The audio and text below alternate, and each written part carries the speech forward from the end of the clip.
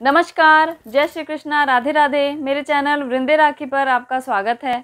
आज मैं आपको इस वीडियो में बताऊंगी ऋषि पंचमी व्रत पूजा के बारे में, जो भादों के महीने में यानी कि भाद्रपद मास के शुक्ल पक्ष को जो पंचमी पड़ती है उस दिन किया जाता है ऋषि पंचमी पूजा और व्रत। तो पंचमी की तिथि को ये करते हैं हम भादों के महीने के शुक्ल पक्ष को।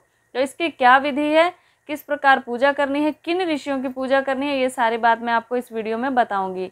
तो सबसे पहले मैं आपको बता देती हूँ कि इसी प्रकार की जानकारियाँ हमारे हिंदू धर्म के शास्त्रों में दी गई, वो सारी बातें मैं आप तक पहुँचाती रहती हूँ, उपाय बताती रहती हूँ जो हमारे शास्त्रों में दिए गए हैं अपनी कठिनाइयों को दूर करने के लिए, सफलताओं की इच्छाओं की प्राप्ति के लिए।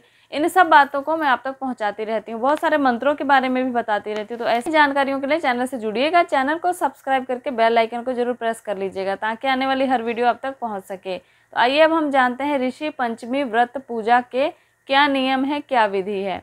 ऋषि पंचमी के दिन भादों के महीने के शुक्ल पक्ष की जो पंचमी तिथि है उस दिन सुबह जल्दी उठकर नहा धोकर हमें ऋषियों की पूजा करनी होती। किन ऋषियों की पूजा करनी होती तो वो भी मैं आपको नाम बताऊंगी। अगर हो सके तो इस दिन हमें सुबह जल्दी उठकर किसी नदी में जाकर, किसी पवित्र नदी में जाकर स्नान करना चाहिए। यदि ऐसा संभव नहीं है तो घर में ही आप स्नान करके शुद्ध वस्त्र पहन लें। उसके बाद अगर हो सके तो आप गाय का गोबर लेके थोड़ी सी जगह को उससे लीप लें ताकि वह स्थान शुद्ध हो जाए जहाँ पर हमें पूजा करनी है। क्योंकि अब टाइल्स पत्थर वाले घर हो गए हैं तो हम ये काम नहीं भी कर पाते हैं गोबर से कहीं भी लिपाई करने का। तो एक पाटा ले लें लकड़ी का, उसके ऊपर थोड़ा सा गाय का गोबर लगा लें और उस पर आप कलश की स्थापना कर लें। कलश की स्थापना नहीं भी करेंगे तो भी आप ऋषियों की पूजा कर सकते हैं। तो कलश की स्थापना की वीडियो भी आपको मेरे चैनल पर मिल जाएगी, क्या विधि है कलश स्थापना की। नहीं तो आप इसी प्रकार साधारण तौर पर भी ऋषियों की पूजा कर सकते हैं। उसके बाद आपको ऋषियों की स्थापना करनी है। मिट्टी के भी आप ऋषियों की स्थापना कर सकते हैं या फिर आपको बाजार में भी मूर्तियां मिल जाती हैं जब ऋषि पंचमी आने वाली होती है। तो किन ऋषियों की हमें स्थापना करनी होती है। यदि आप ऋषियों की मूर्ति नहीं ले आ सकते, मिट्टी की मूर्ति बना नहीं सकते, तो आप शुद्ध मिट्टी लेकर उसके छोटी छोटी आप गोलियां जैसी पिंडी की तरह बनाकर वहां पर रख लें जहां आपने गोबर से हल्की लिपाई की थी। उस पाटे पर रखकर फिर आपको इन ऋषियों को पूजन के लिए आवाहन करना है। महर्षि कश्यप, अत्रि, भारद्वाज, विश्वामित्र, गौतम, जमदग्नि और वशिष्ठ, इन 7 ऋषियों की स्थापना करनी है। इनकी स्थापना के बाद आपको सबसे पहले गणेश जी का आवाहन कर उनका पूजन करना है। गणेश जी का आवाहन करके उनका पूजन हर पूजा के पहले हमें करना चाहिए। उसके बाद जिन ऋषियों के मैंने आपको नाम बताए इनका आवाहन करना है और फिर इनको बैठने के लिए स्थान देना है। सभी ऋषियों के आगे आपको एक एक फूल रख देना है आसन के रूप में और फिर उनके ऊपर 4-4 बार जल छिड़क देना है। हो सके तो पंचामृत से भी इस प्रकार कर सकते हैं। उसके बाद शुद्ध जल छिड़क देना है। 4 बार जल छिड़कने के बाद वस्त्र के रूप में कुछ हमें भेंट करना चाहिए। अगर हमारे पास कोई व्यवस्था है वस्त्र की तो वो हम वहाँ भेंट करें, बाद में वो ब्राह्मणों को दे दें। अगर आप वस्त्र की व्यवस्था नहीं है तो आप कलावा ले लें। कलावा की तार ही आप सभी ऋषियों के ऊपर समर्पित कर दें।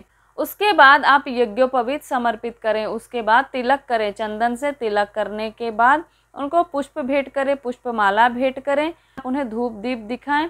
फिर आप कुछ उनको भोग के लिए प्रसाद रखें, भोग लगाएं। उसके बाद आप उनसे हाथ जोड़कर प्रार्थना करें।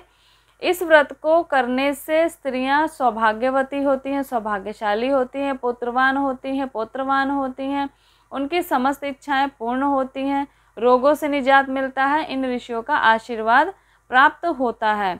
इससे इनको सौभाग्य की प्राप्ति होती है। ऋषियों के चरणों में प्रणाम करके इन सब चीज़ों के लिए हमें प्रार्थना करनी चाहिए, भक्ति के लिए प्रार्थना करनी चाहिए और हमें इस प्रकार से उनका पूजन अर्चन इस दिन करना चाहिए, व्रत करना चाहिए। इस व्रत को आप फलाहार भी कर सकते हैं, एक वक्त भोजन लेकर भी कर सकते हैं।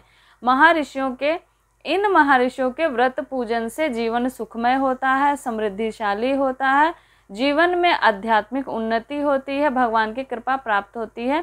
हमें पूजन अर्चन के अंत में हमेशा पुष्पांजलि करनी चाहिए। एक पुष्प लेके हाथ जोड़कर उनके चरणों में चढ़ा देना चाहिए।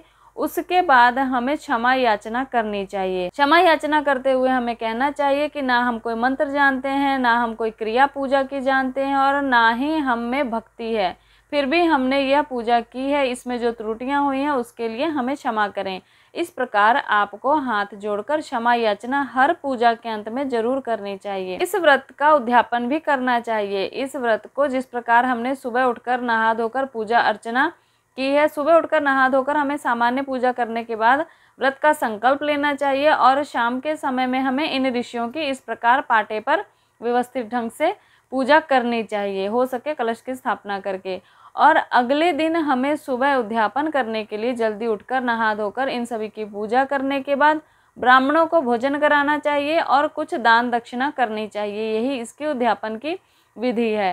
तो इस प्रकार पंचमी को व्रत रख के आप षष्ठी वाले दिन यानी कि अगले दिन ब्राह्मणों को भोजन करा के स्वयं भी भोजन पा सकते हैं। तो ये थी जानकारी ऋषि पंचमी के बारे में, किस तरह हमें पूजा करनी है, किस प्रकार व्रत करना है। ये सारी जानकारी मैंने आपको दे दी। तो अपनी प्रतिक्रिया और राय देने के लिए कमेंट जरूर करिएगा या कमेंट बॉक्स में राधे राधे या जय श्री कृष्णा जरूर लिखिएगा। तब तक के लिए नमस्कार।